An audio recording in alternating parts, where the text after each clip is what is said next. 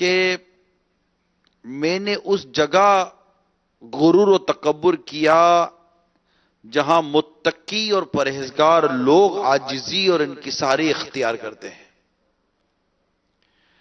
چنانچہ اللہ تبارک و تعالی نے مجھے ذلیل و رسوا کیا اور آج تم میرا حال دیکھ رہے ہو.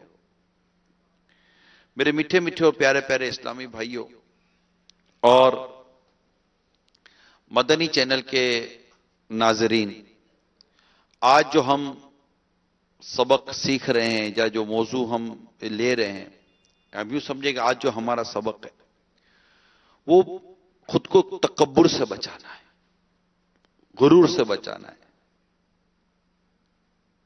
کہ ہم اپنے آپ کو کچھ سمجھیں، یہ درست نہیں ہے. غرور و تکبر نے بڑوں بڑوں کو برباد کر دیا. ایک حدیث پاک میں نے پڑھی تھی کہ بلکہ یہ حدیث پاک اس میں مکاشفۃ القلوب میں یہ حدیث موجود ہے. جی ہاں، چنانچہ اس حدیث پاک میں ہے کہ سرکار صلی اللہ تعالی علیہ وآلہ وسلم نے ایک شخص سے فرمایا کہ دائیں ہاتھ سے کھاؤ، یعنی سیدھے ہاتھ سے کھاؤ.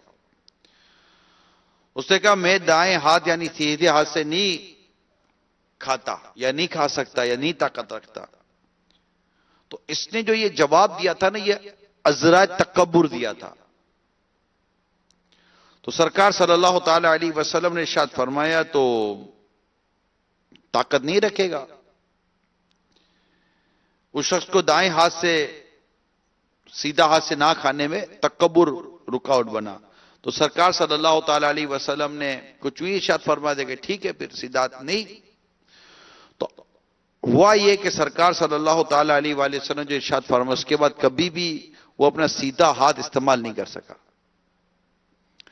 تکبر اس کو لے ڈوبا. یہی آج ہمارا موضوع ہے میرے میٹھے میٹھے اور پیارے پیارے اسلامی بھائیوں اور مدنی چینل کے ناظرین. انسان کو دنیا میں پھوپھا کام نہیں آتی. ہم بڑے عجیب و غریب انداز سے، یعنی تکبر و غرور جو ہے نا، یہ بڑے مختلف انداز سے آتا ہے. عبادت کے ساتھ بھی تکبر غرور آتا ہے کہ میں تکبر یعنی خود کو دوسروں سے بہتر جاننا اور دوسرے کو اپنے آپ سے گھٹیا سمجھنا، یہ تکبر ہے. اور تکبر یہ حرام اور جہنم میں لے جانے والا کام ہے. جب انسان عبادت کرتا ہے یا علم حاصل کرتا ہے تب بھی وہ اپنے آپ کو بہت اعلیٰ، اور جو علم حاصل نہیں کر رہا ہوتا ہے، عبادت نہیں، کہ اس کو گھٹیا سمجھتا ہے. ایسا نہیں کرنا چاہیے. اللہ تبارک و تعالیٰ کو تکبر پسند نہیں ہے، بالکل پسند نہیں ہے. جو تکبر کرتا ہے وہ تباہ و برباد ہو جاتا ہے. بنی اسرائیل میں ایک شخص تھا جس کے بکثرت گناہ تھے، یعنی گناہ گار شخص تھا. کہا جاتا ہے مطلب بہت گناہ گار تھا، اور اس نے بنی اسرائیل کو اپنے گناہوں سے پریشان کیا ہوا تھا. اتنا گناہ گار اور تکلیف دینے والا، تنگ کرنے والا وہ شخص تھا. ایک مرتبہ اس کا ایسے شخص کے پاس سے گزر ہوا جسے بنی اسرائیل عابد کہا کرتے تھے. وہ بڑا عابد کہا جاتا تھا، یعنی عبادت گزار تھا. اچھا، اس عابد کے سر پر یعنی عبادت گزار کے سر پر ایک بادل کا ٹکڑا تھا. جب اس گناہ گار نے اس عابد کو دیکھا تو اس کے دل میں خیال آیا، میں بنی اسرائیل کا بدبخت ترین شخص ہوں، برا آدمی ہوں، اور یہ بنی اسرائیل کا عابد ہے، عبادت گزار شخص ہے. اگر میں اس کے پاس بیٹھ جاؤں تو شاید اللہ تعالیٰ مجھ پر رحم فرمائے. چنانچہ وہ عابد کے پاس، یعنی اس عبادت گزار جو شخص مشہور تھا، اس کے پاس جا کر وہ بیٹھ گیا. عابد کے دل میں خیال آیا کہ میں بنی اسرائیل کا عابد ہوں، اور یہ بنی اسرائیل کا بدبخت گناہگار آدمی یہ میرے ساتھ کیسے بیٹھ گیا، یہ میرے ساتھ کیسے بیٹھا ہوا ہے. اسے بہت شرم محسوس ہوئی اور اس بدبخت سے کہا یہاں سے اٹھ جا. اس وقت اللہ تعالیٰ نے بنی اسرائیل کے اس زمانے کے نبی پہ وحی فرمائی کہ ان دونوں کو نئے سرے سے عبادت شروع کرنے کا حکم دیجئے، کیونکہ میں نے بدبخت کو بخش دیا ہے اور عابد کے سارے اعمال میں نے برباد کر دیے. دوسری ایک روایت میں ہے کہ بادل کا ٹکڑا عابد کے سر سے ہٹ کر وہ شخص جو اس عاجزی انکساری کرتا وہ اس کے پاس گیا تھا، جو بنی اسرائیل نے بدبخت کہلاتا تھا، وہ بادل کا ٹکڑا عابد کے سر سے ہٹ کر اس کے سر کے اوپر سایہ کرتا ہوا چلا گیا. تو پتہ چلا میرے میٹھے میٹھے اور پیارے پیارے اسلامی بھائیوں کہ غرور اور تکبر یہ انسان کو تباہ کر دیتا ہے، برباد کر دیتا ہے. علم، عبادت، حسن، دولت، تعلقات. اور ہمارے یہاں ایک عجیب و غریب لینگویج سٹائل جو ہے نا، وہ بھی اپنے اندر ایک تکبر کی بو لاتا ہے. ٹھیک ہے، ہم نہیں کہیں گے کہ یہ متکبر آدمی ہے، ہم کسی پر تکبر کا حکم نہیں لگاتے، لیکن تکبر دل کا ایک مرض ہے. آپ اپنے اندر دیکھیں، میں اپنے اندر دیکھتا ہوں. آپ اپنے اندر دیکھیں، میں اپنے اندر دیکھوں گا نا. کیا ہم خود کو اچھا یا بہتر خیال کرتے یا نہیں کرتے؟ ہمارے اندر دل میں ہمیں یہ خیال آتا یا نہیں آتا کہ میں اس سے اچھا ہوں، میں اس سے اچھا ہوں، میں اس سے اچھا ہوں؟ مروی ہے کہ نبی پاک صلی اللہ تعالی علیہ وسلم کی خدمت میں ایک شخص کا تذکرہ بڑے اچھے الفاظ میں کیا گیا. ایک مرتبہ وہی شخص نظر آیا تو صحابہ کرام علیہم رضوان نے عرض کی، یا رسول اللہ صلی اللہ تعالی علیہ وسلم، یہ وہی شخص ہے جس کا ہم آپ کے سامنے ذکر کر رہے تھے. آقا دو جہاں صلی اللہ تعالی علیہ وآلہ وسلم سے کیا چیز چھپی ہوئی ہے؟ فرمایا، مجھے اس کے چہرے پر شیطان کا اثر نظر آتا ہے. اس شخص نے آ کر سلام کیا اور رسول کریم صلی اللہ تعالی علیہ وسلم کے سامنے بیٹھ گیا. پیارے آقا صلی اللہ تعالی علیہ وآلہ وسلم نے اس شخص سے فرمایا، میں تجھے خدا کی قسم دے کر پوچھتا ہوں، بتا تیرے نفس نے کبھی تجھ سے یہ کہا ہے کہ قوم میں مجھ سے افضل کوئی نہیں ہے؟ اس نے کہا، با خدا ایسا ہوا ہے.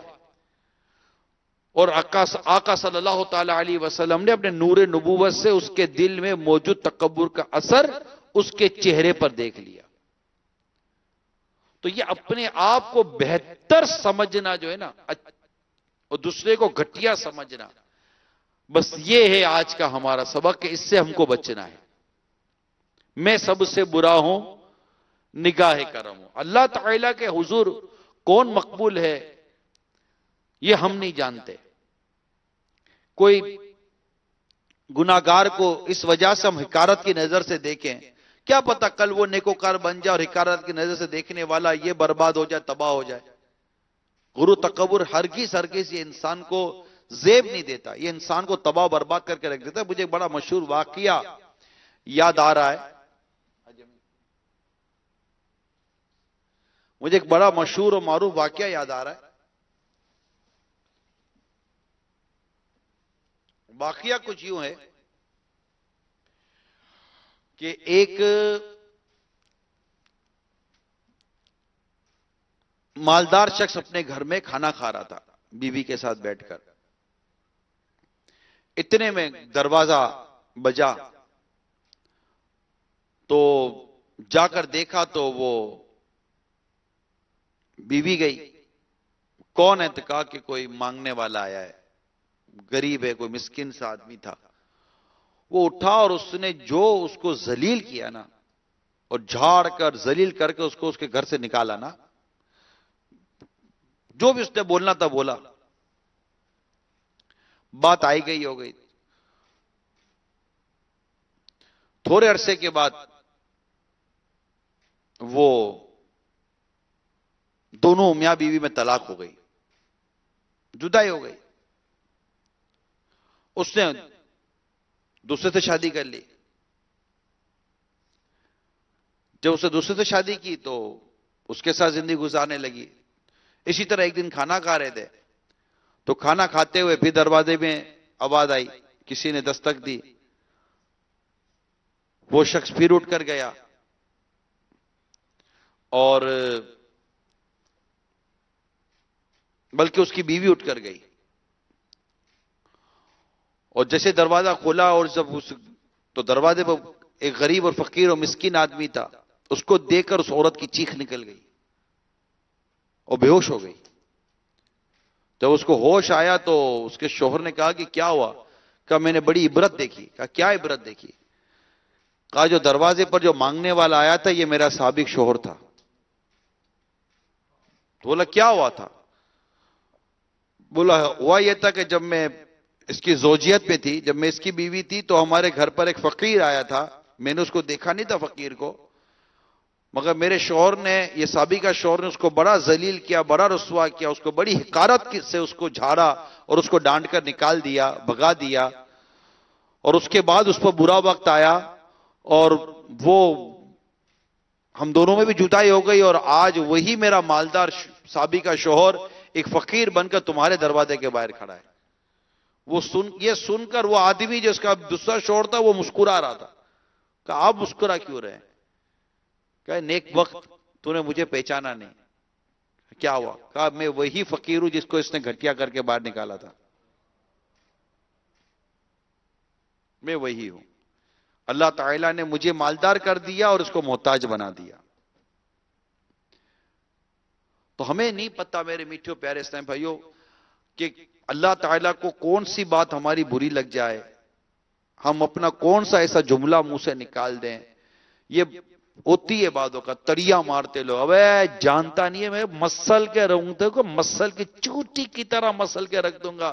کیڑے تو سمجھتا ہے کیا خود کو؟ کیا سمجھتا ہے خود کو؟ تو خود کیا ہے؟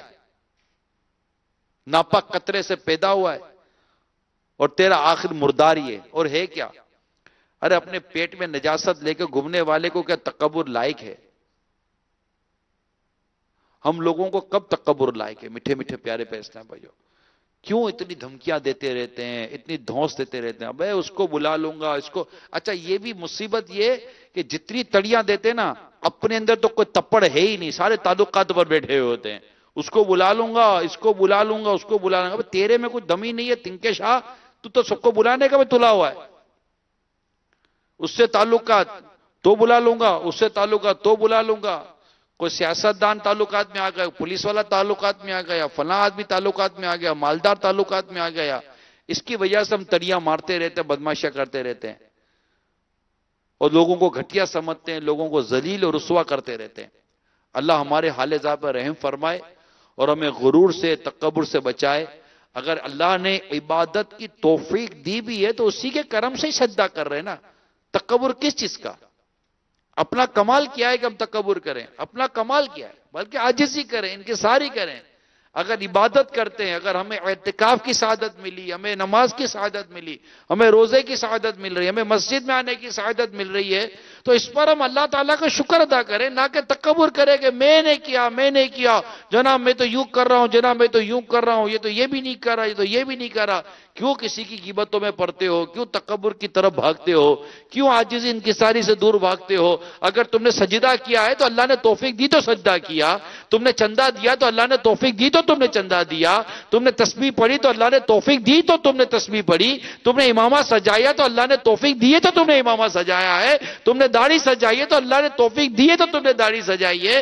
اپنی اس عبادت پر، اپنی اس نیکی پر، اپنی اس پرہیزگاری پر عاجزی کرنے کے بجائے، اللہ کا شکر ادا کرنے کے بجائے، نہ کرنے والے کو گھٹیا جانتے ہو، تکبر میں آتے ہو، اور اس کے سامنے تم بڑی بڑی باتیں کرتے ہو اور پیٹھ پیچھے اس کی غیبتیں کر کے گناہگار ہوتے ہو۔